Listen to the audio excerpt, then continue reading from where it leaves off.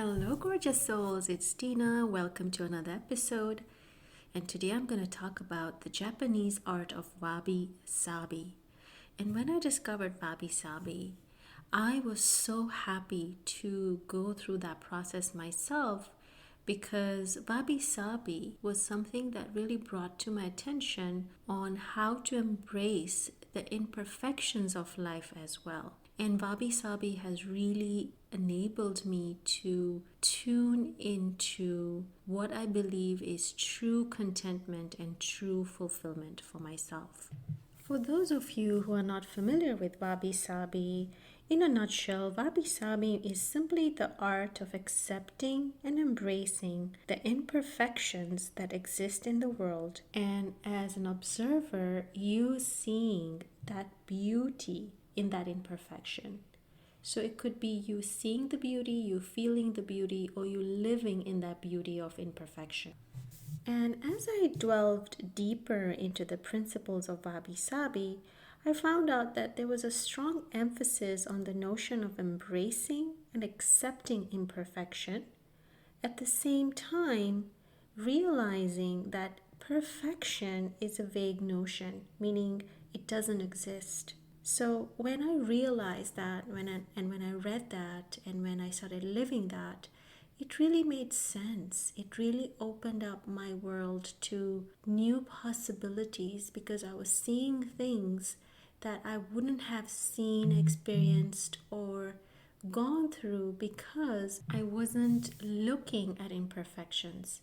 I simply must have missed those opportunities because I wasn't seeing the perfectness in the imperfections that were in that moment in time or in my life at that time. And when I realized that it's not about missing the perfect opportunities. It's also about missing the imperfectly perfect lessons and opportunities that you get from imperfect situations as well.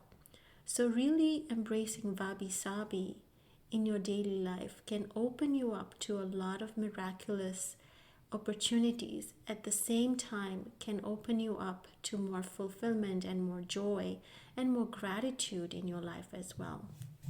I'm going to share with you some of the things I did to embrace this concept of Wabi Sabi. And the first thing I did was let go of perfectionism. As a child, I realized that I always thrived for perfectionism. I always wanted to be the best, do the best. I always wanted to excel in my studies. I wanted to excel in everything. But that put a lot of pressure as a child as well into my young adulthood years, because I pressured myself to do something thinking that if I attain that, that is perfection. That is what I need to go towards.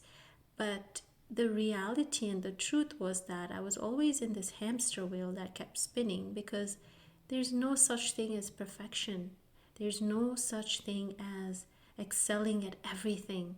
And when I realized that, I understood that it's not about being perfect. It's about embracing my uniqueness. It's about embracing what I have to offer to the world. And it's about embracing my gifts and my talents.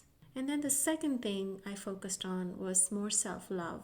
Because when you focus on self-love, you're really focusing on what feels good for you, not what others want for you. It's what you want for yourself. And the more I started embracing self-love, I felt more contentment and fulfillment.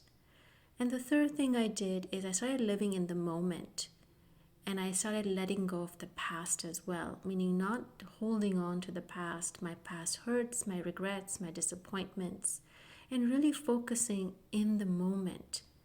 But doesn't mean that I let go of my vision or my goals or my dreams, but really focusing on the present moment and how I can expand on that energy of the present moment to really bring out the uniqueness within myself. The fourth thing, of course, was gratitude. I felt like the more grateful I was for the things that were not perfect in my life, I became somebody who was grateful with everything and anything. Gratitude is not something that ebbs and flows, based on what the external environment is. Gratitude is something you feel from within, and gratitude should always be an emotion, a feeling, an energy that you feel within you at all times, regardless of what is happening around you, regardless of the imperfections that are happening around you as well. And I discussed this in my gratitude episode, and this is all about experiencing gratitude at a level 4, where you are grateful for the bad or not good things that happen in your life as well. And should I add the things that are not perfect in your life as well, you should be grateful for that.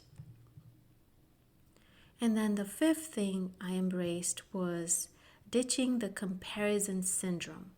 Now, this was a big one for me, especially when I was starting my own spiritual business. I would look to see what other spiritual entrepreneurs were doing at that time. And then I would really start feeling bad for myself because I was like, well, I'm not where they are. I should be here by this time. I should be having this many clients or making this much money by this time. But I realized when I embraced Wabi Sabi that I need to ditch the comparison syndrome because, again, it's taking me to that path of perfectionism, which I don't want to embrace anymore. I want to really embrace the path of uniqueness, the path of my gifts, my talents, and really feel that inner level joy, gratitude, fulfillment, and contentment that doesn't come with comparing myself to others. My competition should be with myself and nobody else. And the final thing I learned with the principle of Wabi Sabi was to surround myself with positive, like-minded people. You want to build a very supportive inner circle, and that inner circle could be someone you know, a group of friends you know, colleagues you know in person, or it could be an inner circle that you build on social media. So intentionally choose to follow people who are more supportive, who are inspiring, motivating, and truly bring out the best in you. So I hope you enjoyed today's episode on the principles of Wabi Sabi and how I have embraced these principles to bring in more love, more contentment, more joy, and more gratitude into my life.